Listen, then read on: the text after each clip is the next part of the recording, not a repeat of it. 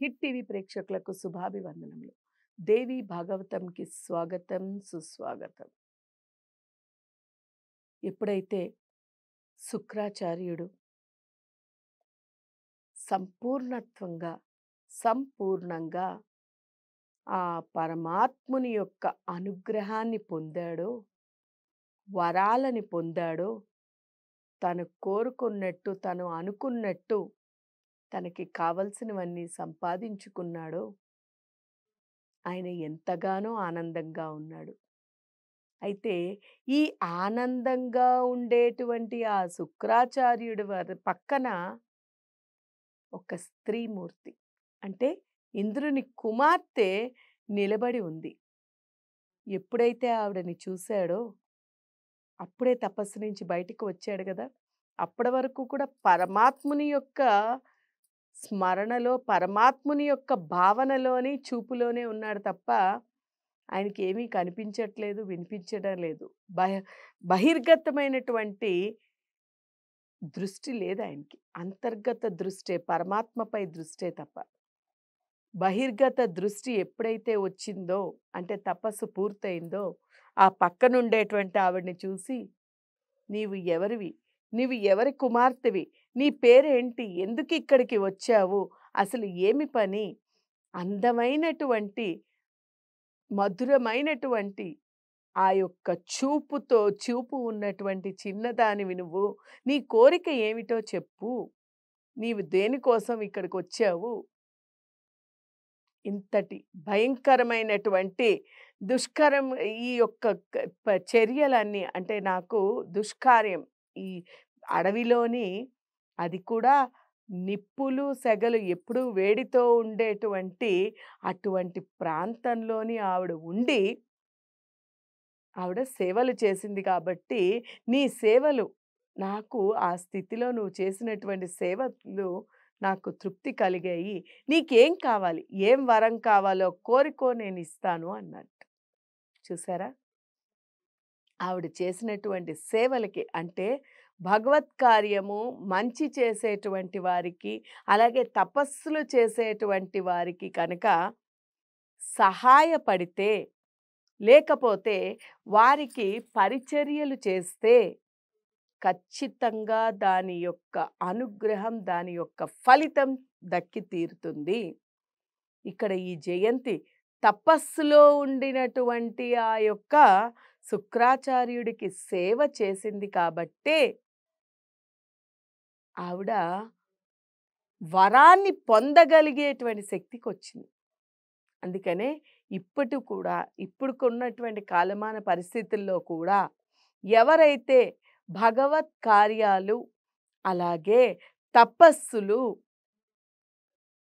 యజ్ఞ యాగాలు చేస్తారో అటువంటి వాటికి సహకరించడం, తపస్సంపన్నులకి పరిచర్యలు చేయడం చేస్తే కనుక ఖచ్చితంగా భగవంతుని యొక్క ఆశీస్సులు లభిస్తాయి.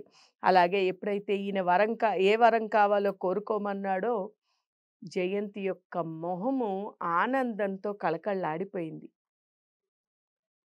అప్పటి వరకు మాట్లాడినటువంటి వారు, అది కాక నీకు పిలిచి వరాన్నిస్తానంటే, ఇక అంతకు మించిన ఆనందం ఇంకేమైనా ఉంటుందా చెప్పండి? ఇక ఆవిడ ఆనందానికి హద్దులు లేకుండా మొహమంతా కూడా కళకళలాడడంతో పాటు, తన తండ్రి కన్యాదానం చేశానన్నాడు, భార్యను చేశానన్నాడు కాబట్టి, దాని కారణంగా ఆవిడ సిగ్గులొలుకుతూ, కాస్త సిగ్గుపడుతూ ఆవిడ బదులిచ్చింది. "మునీశ్వర, భగవాన్, నేను ఏ పని మీద ఇక్కడికి వచ్చానంటే, నువ్వు తపోశక్తితోని గ్రహించలేవా? నేను ఏ పని మీద వచ్చానో, కారణం ఏమిటో నీకు తెలియదా? నీవు ఇంత తపశ్శక్తి సంపాదించావు. కొన్ని వేల సంవత్సరాలు తపస్సు చేసి ఇంత తపస్సంపన్నుడిగా ఉన్నావు. నీవు నేను వచ్చినటువంటి పని, నేను రావడానికి కారణం నువ్వు గ్రహించలేవా? గ్రహించే ఉంటావు కదా! నీవే తెలుసుకో" అంది. ఎంతో చక్కగా చెప్పింది చూడండి. అలా చెప్పి నీవు ఎందుకు వచ్చావో నేను ఎరుగుదును జయంతి. నీవు వచ్చినటువంటి పని నాకు అర్థమయ్యింది. నువ్వు చెబితే నీ నోటి ద్వారా అంటే భగవంతుడు చూడండి ఎప్పుడు కూడా ఎలా ఆలోచిస్తాడంటే, గురువులు కూడా ఎలా అనుకుంటారంటే, వాళ్ళకి అర్థం కానిది ఉండదు.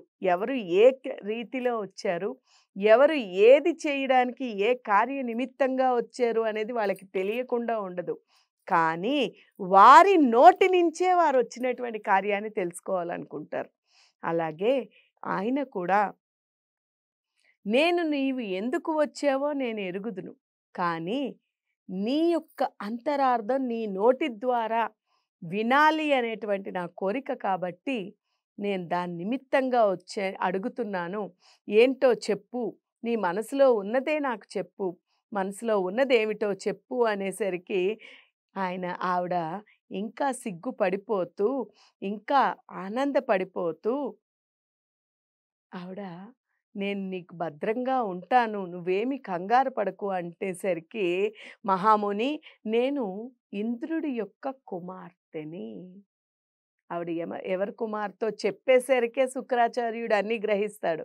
నేను ఇంద్రుని యొక్క కుమార్తె. నా తండ్రి నీకు కన్యాదానం చేసేశాడు. నన్ను నీకు అర్పించేశాడు. నన్ను అర్పించాడు కాబట్టి నా పేరు జయంతి. నేను నీ దగ్గరికి వచ్చాను అనేసరికి ఆయన ఏం చెప్తాడంటే, నాకు జయంతుడి యొక్క చెల్లెల్ని అంటే ఇంద్రుడి యొక్క కుమారుడు జయంతుడు. ఆ జయంతుడి యొక్క చెల్లెల్ని కూడా నాకు నీపై మనస్సు కలిగింది. నేను ధర్మబద్ధంగా నేను నిన్ను భర్తగా స్వీకరించాను. అందువల్ల నేను ప్రేమతోని, ఆనందంతోని నేనిక్కడికి వచ్చి నీ సేవ చేశాను అని చెప్పింది. ఆవిడ చేసినటువంటి పరిచర్యలు, సేవలు అన్నీ కూడా భృగు మహర్షికి శుక్రాచార్యునికి తెలుసు కాబట్టి, ఆవిడ సేవలకి, ఆవిడ యొక్క శక్తికి, ఆవిడ యొక్క ఓర్పుకి అంతటికీ కూడా ఆయన ఆనందించాడు కాబట్టే, ఆవిడని మెచ్చుకుని, ఆనందించి ఏం వరం కావాలా అన్నాడు. ఆవిడ ఏం వరం కావాలి అంటే, వరాలిచ్చేటువంటి వాడినే వరంగా కావాలి అని కోరుకుంది చూడండి. అది జ్ఞానం అంటే. ఏదో వరం ఎందుకు, నాకు నీవే భర్తగా కావాలి అని కోరుకుందావిడ. అసలు వచ్చింది కూడా అదే కదా! అందుకని ఇన్నాళ్ళు ఆవిడ అక్కడ ఉండి సేవ చేసింది కాబట్టి ఆవిడని భర్తగానే అడిగింది. ఇది తెలిసి నేను రాక్షసుల యొక్క గురువుని. నేను ఎక్కువ రోజులు నీతోని ఉండలేను. నేను కొద్ది రోజుల పాటే నీతో ఉండగలను. అంతేగాని ఎక్కువగా నీతో ఉండలేను. నా గురించి నా శిష్యులు ఎదురు చూస్తూ ఉంటారు. కానీ నీ సేవలకి మెచ్చాను కాబట్టి నీతో కొద్ది రోజులు ఉంటాను. నీ యొక్క వాంఛని తీరుస్తాను అని చెప్పి ఆయన మాట ఇచ్చి ఆయన ఏమి చేశాడు అనేది రాబోయే ఎపిసోడ్‌లో తెలుసుకుందాం. హరి ఓం తత్సత్.